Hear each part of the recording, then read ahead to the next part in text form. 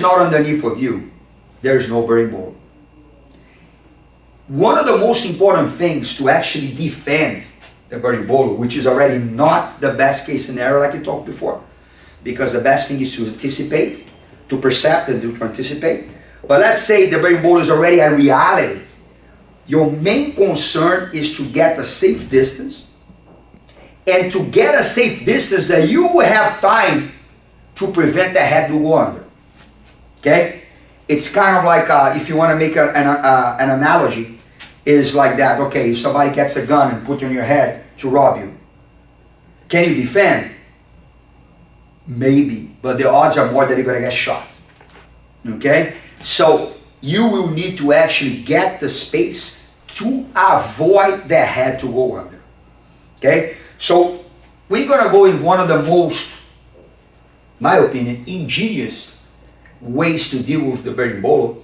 And we're not going to talk too much about berimbolo because you guys have tons of materials of specialists in berimbolo, attacking and defending. I'm just going to try to use a more old school, a more basic, a more generic approach on how to deal with that. Okay?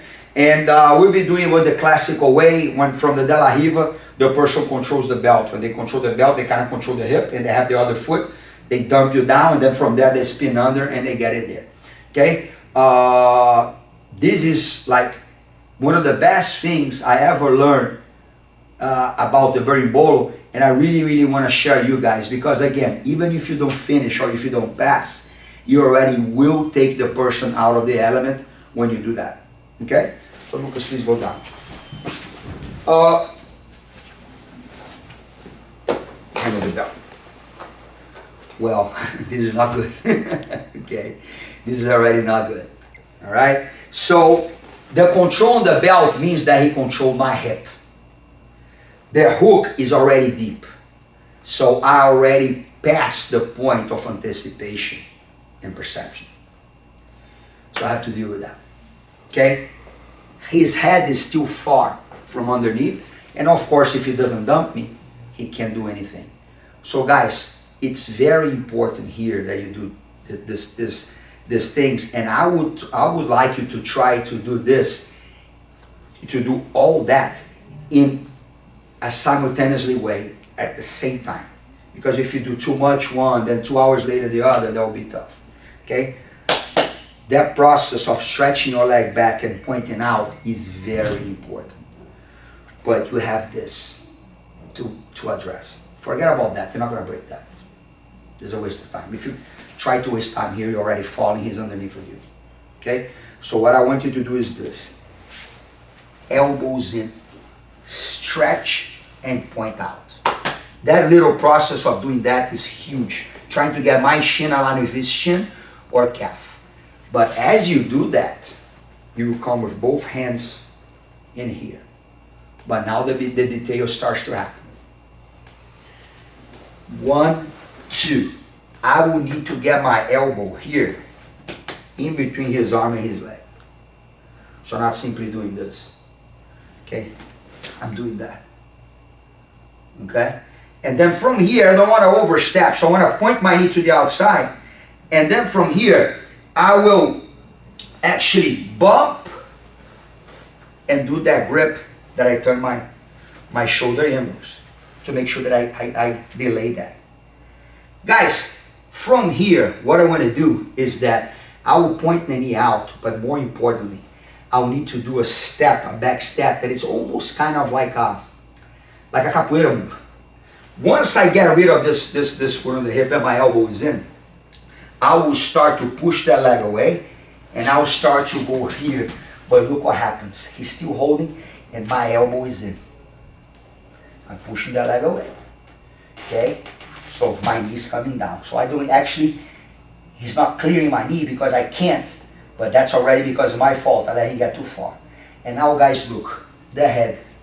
Remember that I told you that I cannot afford his head to go under? I'm already blocking this outside leg, which is great. But I need to do something else to prevent his head to go. So this elbow that came in, I will do now this. Look.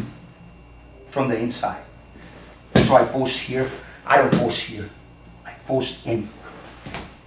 And I need to go back as much as I can. I'm stuck by the leg here, but my hand is in there. Try to get the head underneath. Look, he can't. I'm blocking his head. And then he will try really hard to go that way. That's when I jump. So I cannot afford to sit, because if I sit here, he will be able to adjust himself and sometimes recover the guard.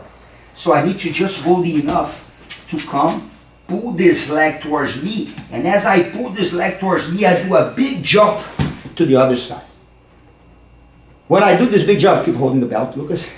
When I do this big jump, look, naturally, my arm bends. And then from there, all I need to do, I don't care about this leg in there. All I need to do is to post the elbow on the ground and drive my head high, look. If he keeps holding the belt, he's a stupid guy. Because now my shoulder is right there. I will now try to flat him out. And I don't care if he gets in half guard or whatever. The head goes down. Guys, the detail is that my elbow stays on the ground, always, and I turn the palm of my hand this way. I put my head down just enough to make sure that he doesn't take the arm out. Try to take the arm out, Lucas. And I feel that my shoulders align with his neck.